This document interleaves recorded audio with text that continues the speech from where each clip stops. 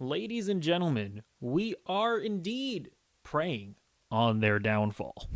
So if you don't know who Fresh and Fit are, they are, I guess, men's rights activists. They're in like the red pill sphere. If you don't know what the red pill sphere is, God bless you.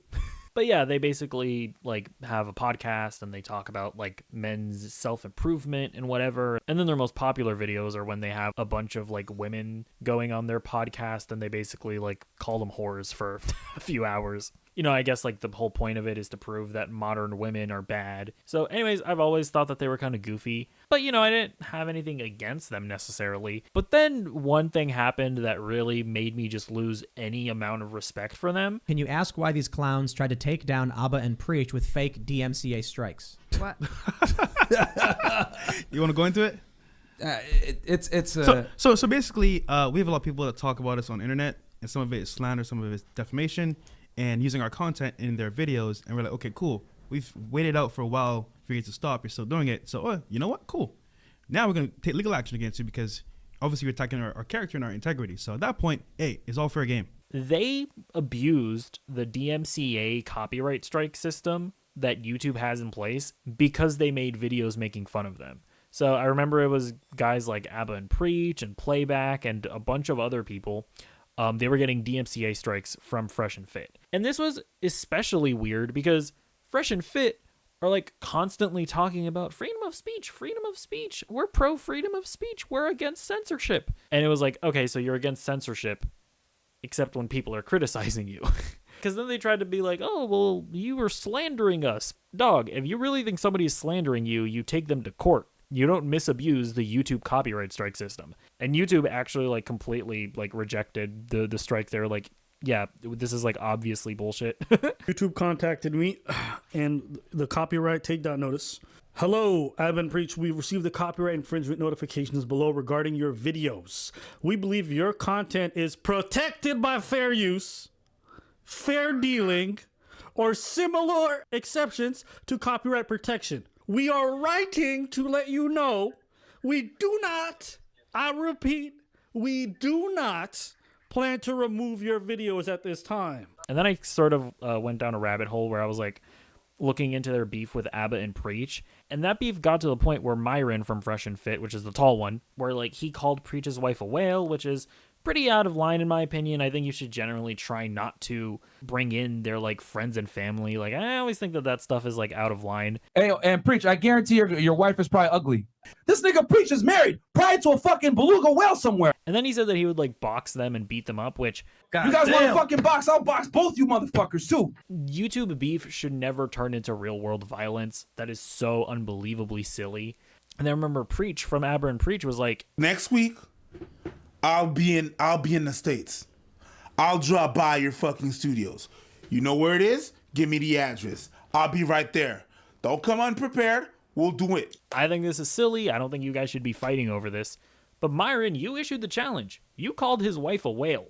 And then it was crickets. They made up every excuse on the planet to get out of the fight. And so I'm saying all of this just to poison the well a little bit and say, like, I really dislike these people. I think they're really scummy people. And that's, like, outside of the more sketchy, like, takes that they have on women and whatever. Like, I could obviously talk about all of that, but I really just want to highlight that they're just, like, shitty people that I do not feel bad for in any sense. So now let's get into this video that they put out today where they're basically coping about the fact that they're demonetized and that now they're going to try to price gouge their audience. They start off their cope video by being like, guys, we've made so much content over the years and we work so hard, so but please feel bad for us and give us money because we gave you the free content. Guys, as you know, we've been doing this podcast now. We started our first podcast October 24th, 2020. And, you know, we've given you guys well over probably around 2,000 videos now at this point. Nobody cares. Yeah, you wanted to be a content creator. You wanted to be an influencer. That's what you do. You don't deserve anything more just because you did your job as a YouTuber. What?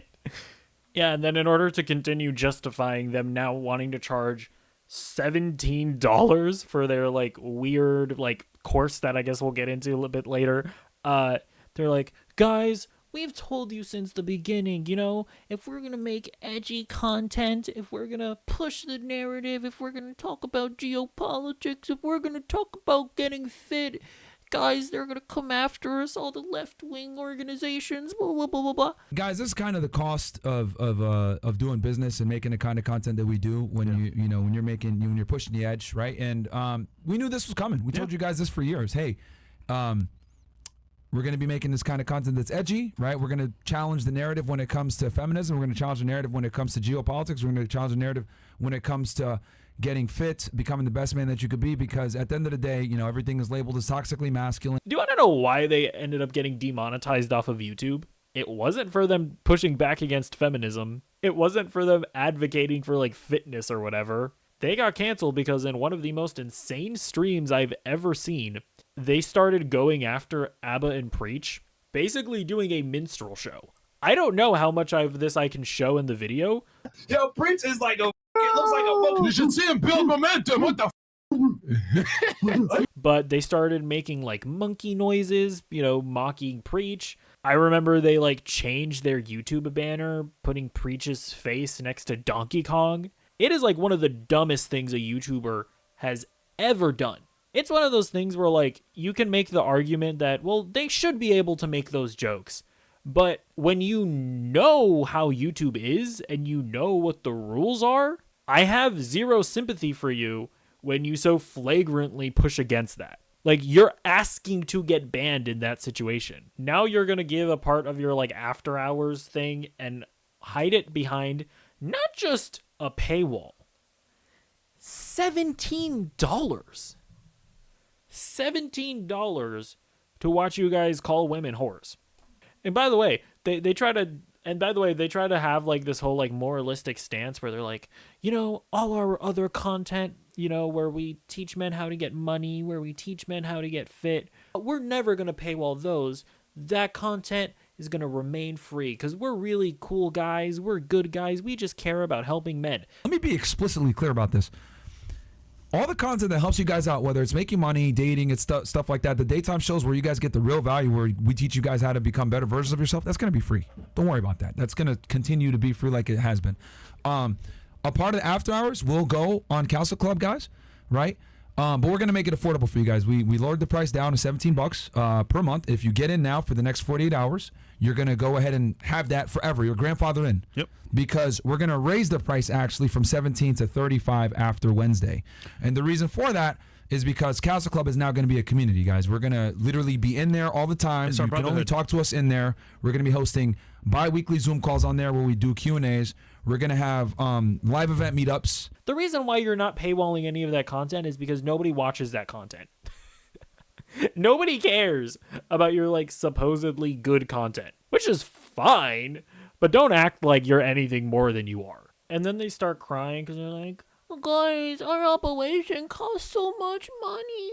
You guys don't understand. We have to spend so much money to create this studio. As you guys know, we've scaled up the podcast to a certain point where we're at a certain level where we bring a certain quality to the show. We spend a lot of money on cameras, spend a lot of money on equipment. Hell, you can see the mixer behind me.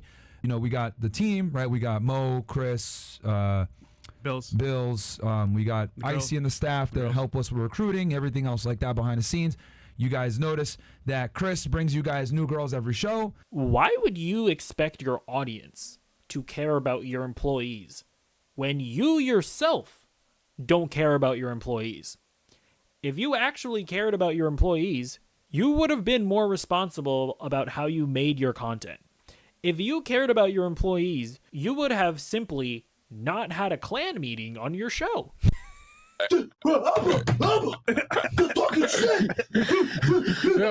Like, your fans are supposed to care about your employees when you burned your business to the ground, all in the name of free speech, which isn't even a principle that you believe in because you tried to take away other people's free speech. It is so hilarious that these guys talk about how women can't ever take accountability when these people can't even take accountability for the obvious dumb things that they've done. They didn't put themselves in this situation.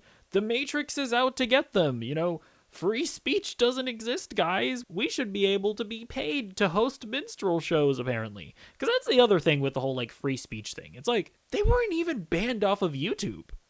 They were just demonetized. The idea that they think that people should pay them to host minstrel shows and that people should feel bad that YouTube isn't doing that? No, even a company like YouTube should be allowed to say, yeah, I don't really want to pay somebody to do that. Yeah, I don't think our advertisers are going to want to be associated with this. So, I mean, listen, at the end of the day, these guys are clowns. They talk about how they're victims of censorship and how they believe in freedom of speech.